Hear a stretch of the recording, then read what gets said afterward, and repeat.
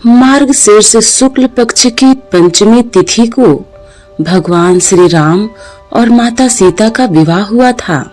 इसलिए इस तिथि को विवाह पंचमी के नाम से जाना जाता है। राम विवाह का जो प्रसंग तुलसीदास जी ने रामचरितमानस में वर्णित किया है, उससे ज्ञात होता है कि भगवान श्री राम और सीता जी विवाह से पहले जनकपुर के पुष्प वाटिका में मिल चुके थे। जनकपुर वर्तमान में नेपाल में स्थित है। भगवान श्री राम गुरु की आज्ञा से पूजा हेतु वाटिका से पुष्प लाने गए थे। माता सीता भी उसी समय वाटिका में मौजूद थी। जब राम और सीता ने एक दूसरे को देखा तो एक दूसरे के प्रति मोहित हो गए। सीता ने उसी क्षण राम को पति के रूप में स्वीकार कर लिया। सीता जी इस बात से चिंतित थीं कि पिता द्वारा रखी गई शिव धनुष भंग की शर्त को किसी और ने पूरा कर दिया तो राम उन्हें पति के रूप में प्राप्त नहीं होंगे। अपने मन की चिंता को दूर करने के लिए सीता अपनी आराध्य देवी मां पार्वती की शरण में गईं। तुलसीदास जी ने लिखा है कि सीता की मनोदशा को समझकर माता पार्वती उन्हें समझाती हैं कि राम साक्षात परमेश्वर हैं। वह सबकी मनोदशा को समझते हैं। भगवान श्री राम ने ही शिव को मुझसे विवाह के लिए प्रेरित कर मेरी तपस्या को सफल किया। इसलिए तुम भी मन से चिंता निकाल दो। राम ही तुम्हें पति के रूप में प्राप्त होंगे।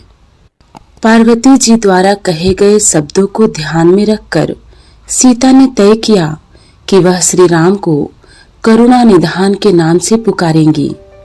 माँ सीता प्रभु श्री राम को इसी नाम से बुलाती थी।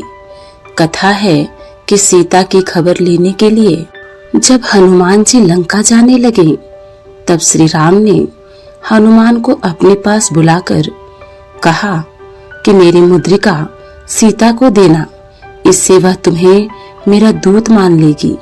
यह प्रसंग उस वक्त का है जब हनुमान जी श्री राम के निर्देश पर माता सीता की खोज के लिए लंका पहुंचे थे। उस वक्त तक हनुमान जी ने माता सीता को देखा नहीं था, पर उनके गुणों के आधार पर वो लंका महल में देवी सीता को खोज रहे थे। किंतु काफी प्रयासों के बावजूद हनुमान जी को देवी सीता के कहीं दर्शन नहीं हुए। वो इस राजमहल से उस राजमहल भटकते रहे। ऐसे में एक समय ऐसा भी आया जब हनुमान जी निराश हो गए। उस वक्त हनुमान जी को लगा कि अगर देवी सीता को खोज नहीं पाए तो क्या होगा। कहीं ऐसा न हो कि देवी सीता के वियोग में प्रभु राम अपने प्राण त्याग दें और फिर राम जी के वियोग में भाई लक्ष्मण और बाकी परिजन भी विचलित हो जाएं।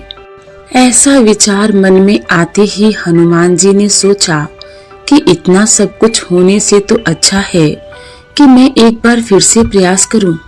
हनुमान जी ने सोचा कि अब तक मैंने सिर्फ महलों में देवी सीता को ढूंढा है, तो क्यों ना अब की उन्हें बाग बगीचे या किसी एकांत जगह में ढूंढूं। हो सकता है रावण ने उन्हें किसी ऐसे जगह पर रखा हो जहां आम लंका वासी न जाते हों। इस विचार के साथ हनुमान जी लंका की अशोक वाटिका की तरफ बढ़े, जहां उन्हें प्रभु श्री राम का ध्यान लगाए माता सीता दिखाई पड़ी। इस तरह हनुमान जी को अपने लक्ष्य में सफलता मिली। इस प्रसंग से स्पष्ट है कि किस तरह से हनुमान जी के मन में आए एक नए विचार ने उनकी असफलता को सफलता में बदल डाला। ये बात हम सब पर भी लागू होती है। कई बार हम थोड़ी असफलता से निराश होकर बैठ जाते हैं, जबकि यही वो समय होता है जब हमें अपने प्रयासों पर पुनः विचार की आवश्यकता होती है। किसी भी काम के शुरुआत में हमारी इच्छा होती है कि हमें बिना बाधा के सफलता मिल जाए, लेकिन ऐसा बहुत कम होता है।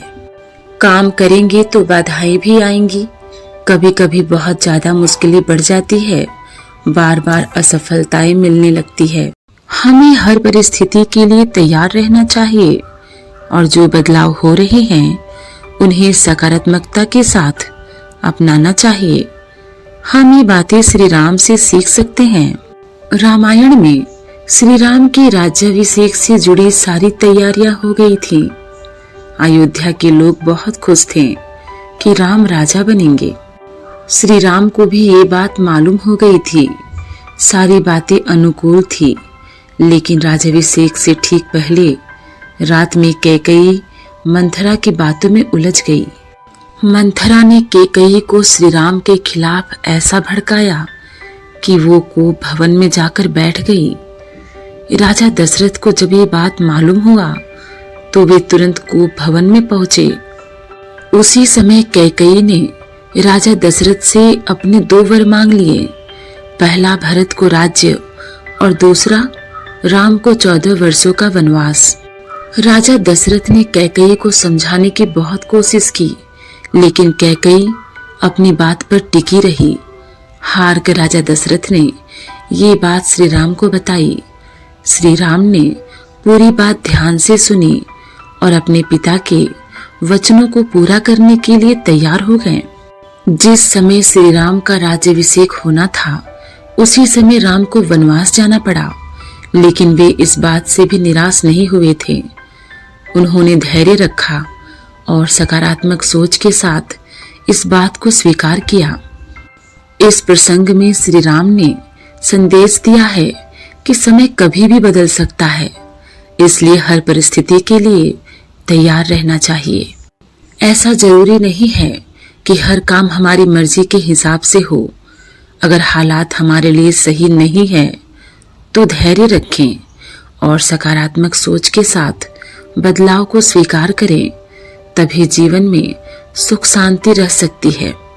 ब्रह्मा, विष्णु तथा महेश में से भगवान विष्णु ने संसार की भलाई के लिए कई अवतार लिए हैं।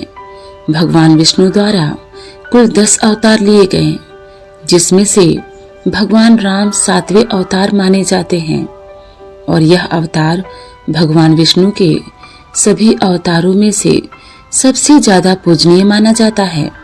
भगवान श्री राम के बारे में महर्षि वाल्मीकि द्वारा अनेक कथाएं लिखी गई हैं। वाल्मीकि के अलावा प्रसिद्ध महाकवि तुलसीदास ने भी श्री राम के महत्व को लोगों को समझाया है। भगवान राम ने कई ऐसे महान कार्य किए हैं जिसने हिंदू धर्म को एक गौरवमय इतिहास प्रदान किया है। भगवान विष्णु ने राम बनकर असुरों का संहार करने के लिए पृथ्वी पर जन्म लिया। भगवान श्री राम ने मातृ पितृ भक्ति के चलते अपने पिता राजा दशरथ के एक आदेश पर 14 वर्ष तक वनवास काटा। नैतिकता, वीरता, कर्तव्य परायणता के जो उदाहरण भगवान राम ने प्रस्तुत किए वह बाद में मानव जीवन के लिए मार्गदर्शक बन गए।